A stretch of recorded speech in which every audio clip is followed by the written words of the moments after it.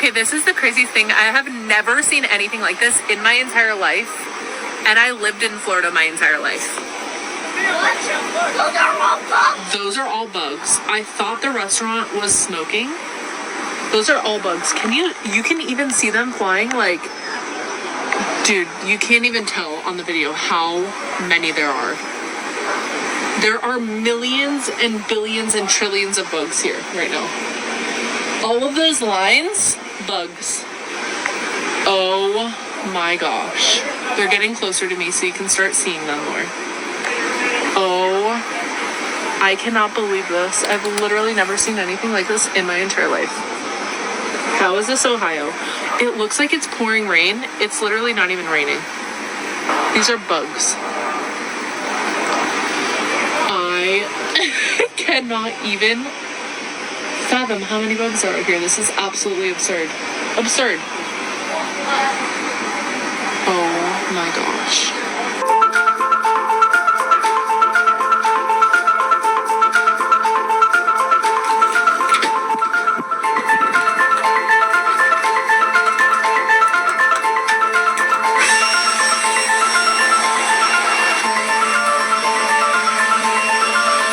This is the book of 2nd Ezra, chapter 9, starting at 1.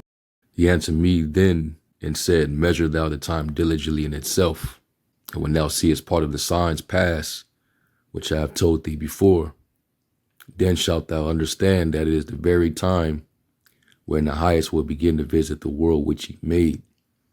Therefore, when there shall be seen earthquakes and uproars of the people in the world, then shalt thou understand, well understand, that the Most High spake of those things from the days that were before thee, even from the beginning. For like as all that is made in the world have a beginning and an end, and the end is manifest, even so the times also of the highest have plain beginnings, and wonder and powerful works, and endings and effects and signs. Call Lord Yahweh Bashim Yahushai Bashim Arachak Wadash. Double unto the elder apostles and bishops, said the great millstone that rule well. Shabbat Shalom, peace, blessings, and salutations to the hopeful elect tabernacle of David scattered abroad. Now I want to go from there to the book of Sirach, chapter 36, starting at 1. It says, have mercy upon us, O Lord, power of all, and behold us, and send thy fear upon all the nations that seek not after thee. Lift up thy hand against the strange nations, and let them see thy power.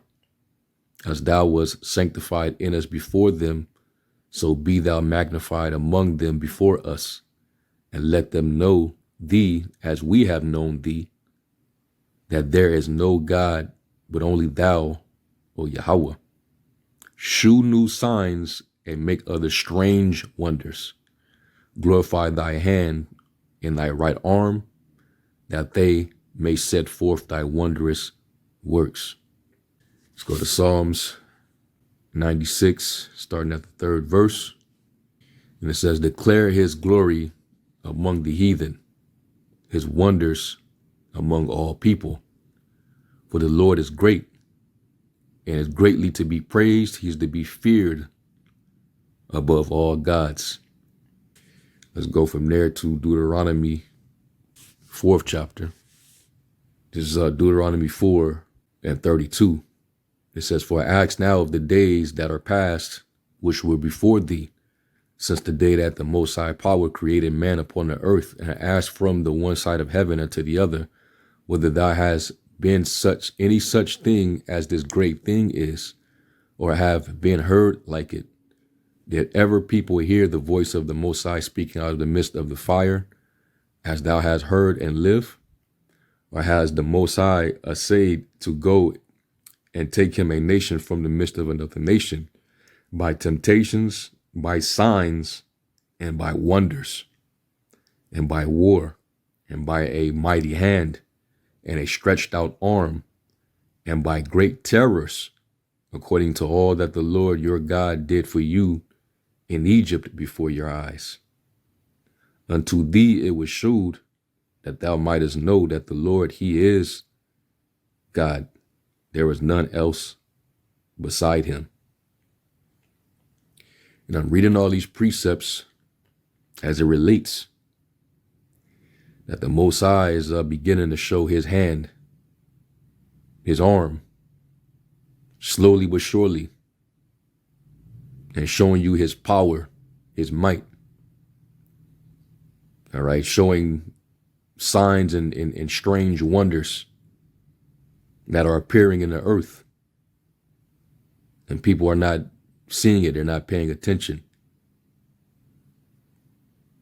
You'll be quick to, look at the news and you'll see that, the newscasters, they'll report that there's a storm coming. There's, you got a storm watch, tornado watch. But like the Lord said, how is it that you could discern that, but you can't discern this time? Let's find that. This is Luke 12 and verse 54. It says, and he said also to the people, when you see a cloud rise out of the west, straightway you say, there cometh a shower, and so it is. And when you see the south wind blow, you say, there will be heat, and it cometh to pass. You hypocrites, you can discern the face of the sky and of the earth, but how is it that you do not discern this time? And we're definitely coming into that time. All right. And that's why it says this, Romans 13 and 11, and that knowing the time, that now it is high time to awake out of sleep. For now is our salvation nearer than when we believed. And you got the plagues, you got the pestilences, you got wars or rumors of wars, right? You get all these things simultaneously happening in the earth.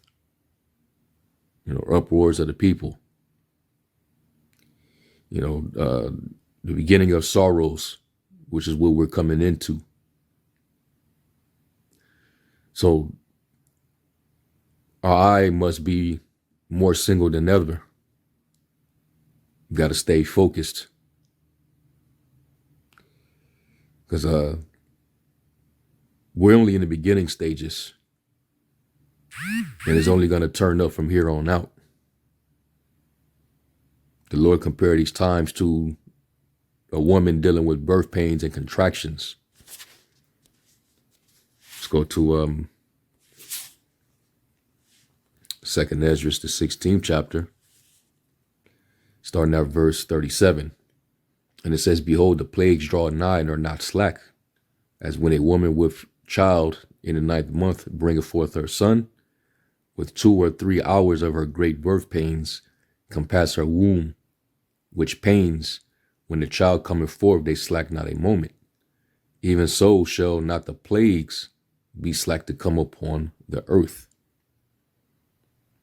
All right, whether they be locusts filling up the skies, whether it be cicadas filling up the sky or covering your house, whether it be a bunch of twisters, ripping through your midlands, whether it be hurricane season with very devastating effects, whether it be all these illnesses, sicknesses, disease.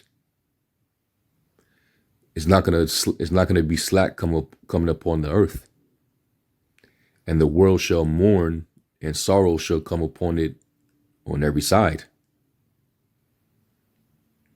Okay, so this is what we're to look forward to, and at the same time, it should remind you of what the Lord did to ancient Egypt as well. Before a major deliverance, the Lord would show his hand and would show his miraculous ways, strange wonders. And let's go to the previous chapter. This is why the Lord said he's going to smite Egypt with plagues as before. 2nd Ezra 15 and 10 says, behold, my people is led as a flock to the slaughter. And yeah, they definitely are, because they're led by false leaders, false prophets, heathens that they set king over themselves, like The president, for an example. These are the those who lead them. Entertainers are their leaders that are compromised and sold out. They don't want to follow the true servants, the prophets. So they're led as a flock to the slaughter. It says, I will not suffer them now to dwell in the land of Egypt, but I will bring them with a mighty hand and a stretched out arm, and smite Egypt with plagues as before. And we remember what the Lord did. 10 plagues. And the fame of it traveled all around the world.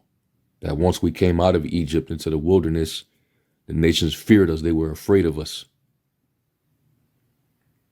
Right now, nobody fears the Heavenly Father. They fear man. They fear Esau. They fear the beast. So the Lord is finna get his respect back by showing you what his hand can do. It says, and will destroy all the land thereof. Egypt shall mourn, and the foundation of it shall be smitten with the plague and punishment that the Most High shall bring upon it. And he's definitely working on that. All this devastating weather. Your infrastructure is all jacked up, bridges collapsing, major cracks and potholes in the roads. It's not looking too good here. So, yeah, we're in serious times, brothers and you few sisters out there, man. So, of course, be alert, constantly watching, being circumspect, because the days are evil. So let me get one more precept, and that's we quote Yahushai.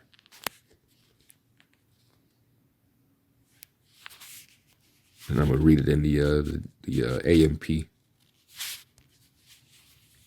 And it says, but be on guard so that your hearts are not weighed down and depressed with the giddiness of debauchery, which is heavily goes on here in Babylon, the land of confusion, and a nausea of self-indulgence and the worldly worries of life. Because this is about to come to an end, this whole society. This is we're in a falling empire. And Jake's still worried about, the future. They're worried about, how they see themselves from, 20 to 30 years from now. All right. That's the worldly worries of life. Trying to build here. It's going to be like in the days of Noah, man.